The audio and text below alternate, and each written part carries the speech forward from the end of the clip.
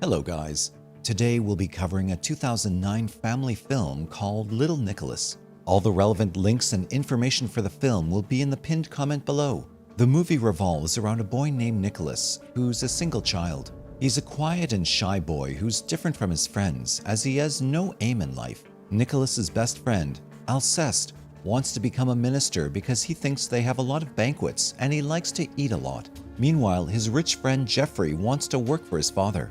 Since Jeffrey's dad works a lot, a butler looks after the little boy. Clotaire, on the other hand, has a bike and he wants to become a cyclist. He's always dreaming about cycling, and he's at the bottom of the class. He always gets punished or deprived of something. When he gets his report card, he gets deprived of TV and dessert at home. Among Nicholas's classmates, a boy named Oud is the only one who isn't afraid of bad grades. When he grows up, he wants to become a bandit.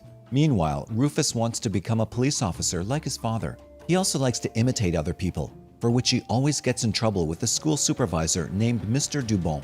The top of Nicholas's class is Ognon, who's not only the teacher's pet, but also a dirty rat.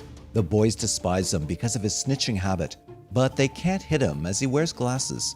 At home, Nicholas's dad mentions that when he was a kid, he wanted to be many things. He says that if he wasn't married to Nicholas's mum, he would have been a soccer, swimming, and cycling champion today. In his free time, he frequently quarrels with his neighbor, Monsieur Bledel. Meanwhile, Nicholas's mum always wanted to be a housewife and a mother. Nicholas feels he doesn't know what he wants to become in life because he has a good life and he doesn't want it to change.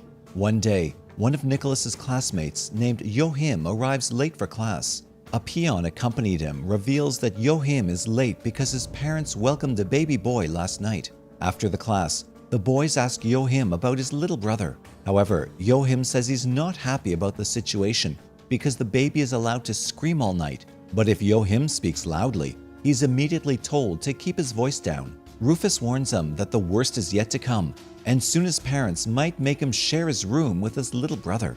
On their way home, Yohim reveals to Nicholas that he had no idea the baby was coming.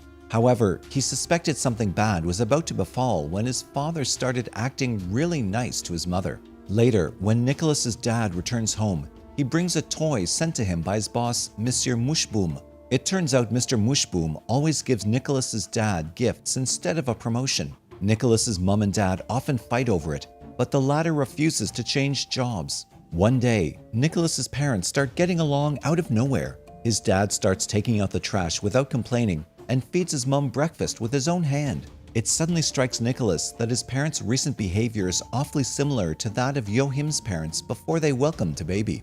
He rushes to school and tells his friends that his parents are probably about to have a baby. In the next scene, Nicholas's father decides to invite his boss and his wife over for dinner later in the week, hoping to convince him to promote him. Hearing this, Nicholas's mother becomes excited and promises to do her best to impress them. They also mutually decide to send Nicholas away during the dinner. Nicholas returns home from school and eavesdrops on the conversation. He only hears half of it and incorrectly assumes that they want to send him away for good so they can make room for the new baby. The next day, Nicholas tells his friends about his parents' plan. Shocked, they advise Nicholas to kiss up to his parents like Ognon and buy his mother presents. After school, the boys go to a flower shop to buy roses for Nicholas's mother. However, they learn that a bouquet of flowers is way over Nicholas's budget. After some deliberation, they decide to pitch in and help their friend. When Rufus refuses to give his money, Alceste gets into a fight with him. A struggle ensues and the boys end up trashing the flower shop. Nevertheless, Nicholas manages to pick up a rose for his mother. Nicholas's mother loves the flower and takes him to her kiddie party. Desperate to impress her, Nicholas also agrees to wear a suit and entertain the ladies at the party. There, he meets the host's daughter, Marie Edwige, and plays cards with her. It quickly becomes evident that Marie likes to cheat and dominate others. Nevertheless, Nicholas sticks it out to please his mother. The next day, Nicholas and his family go out for a drive. When they take a break, Nicholas locks himself in the car, thinking his parents want to leave him in the forest. Nicholas's parents try to get him to open the door, but without success. Left with no choice, the duo push the car back home. After reaching home, they call a doctor to check up on Nicholas, but the doctor can't find anything wrong with him. As a result, they argue with each other all night. From the conversation, he could tell that his mother didn't want to abandon him, but he nevertheless feels that his dad would persuade her in the end. The next day, Nicholas again meets with his friends and forms a secret gang called the Unbeatables. They decide to meet every day at a vacant lot to discuss their grievances and possibly find a solution. On the same day, the boys learn about the education minister's upcoming visit, for which they're to recite a poem. After school, the boys gather for the first gang meeting, where they argue over who should get to be the group's leader. Meanwhile, Nicholas's mother changes her mind about inviting Mr. and Mrs. Mushboom over for dinner, since she feels that Mrs. Mushboom is a modern woman and her life isn't just limited to her family and children. She wouldn't be able to entertain her during dinner. She also complains about not having a nice dress and jewelry for the occasion. Upon hearing her complaints, Nicholas's father promises to take her shopping.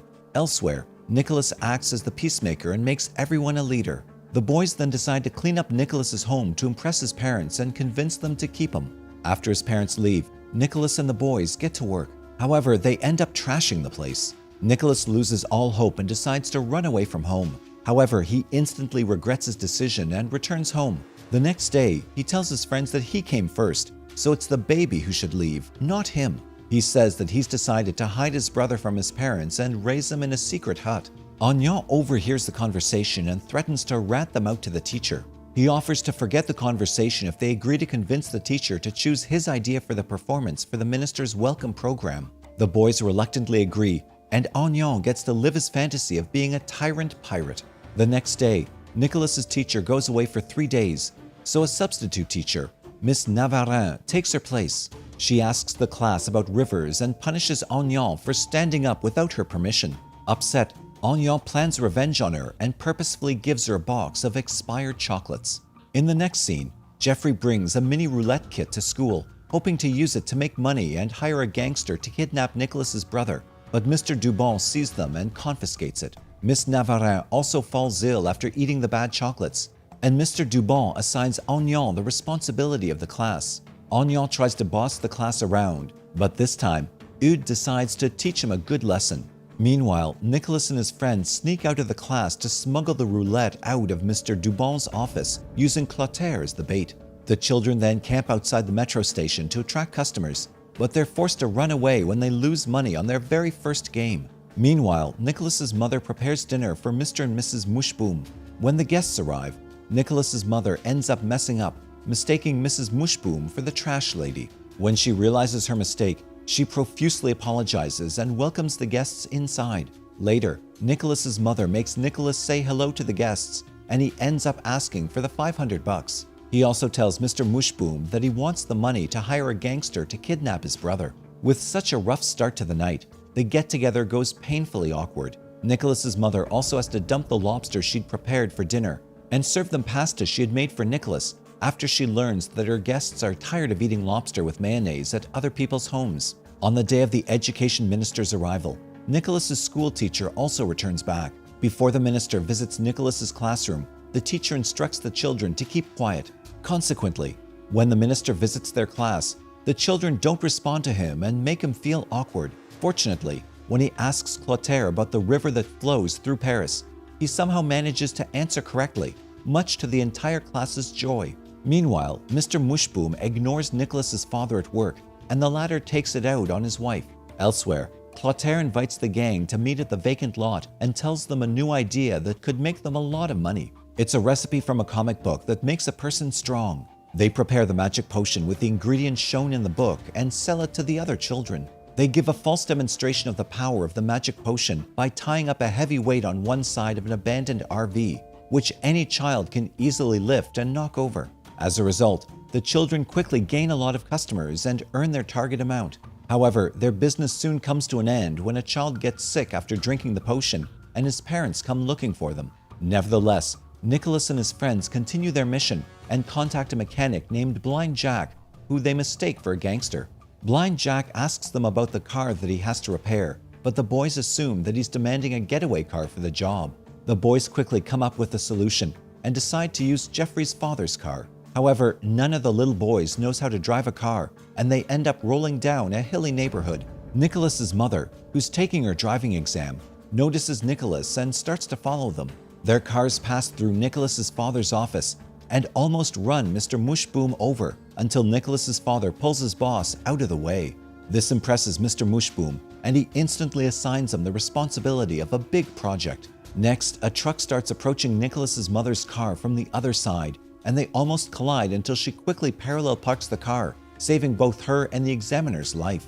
Grateful, the examiner promotes her in the exam. Meanwhile, the boy's car finally stops at the bottom of the hill. There they meet Yo-him with his little baby brother. Yo-him is in high spirits, much to his friend's surprise. He says that he loves his brother now, explaining that he was wrong. He mentions that babies are cute and wonderful. This makes Nicholas change his mind about babies, and when he returns home, he asks his parents about his baby brother. When he learns that his mother isn't pregnant, he pleads with his parents for a baby brother. Nicholas's parents are initially hesitant, but they give in to his demands. Some weeks later, his mother announces that she's expecting a child, much to Nicholas's joy. However, 8 months later, Nicholas's mother gives birth to a baby girl instead.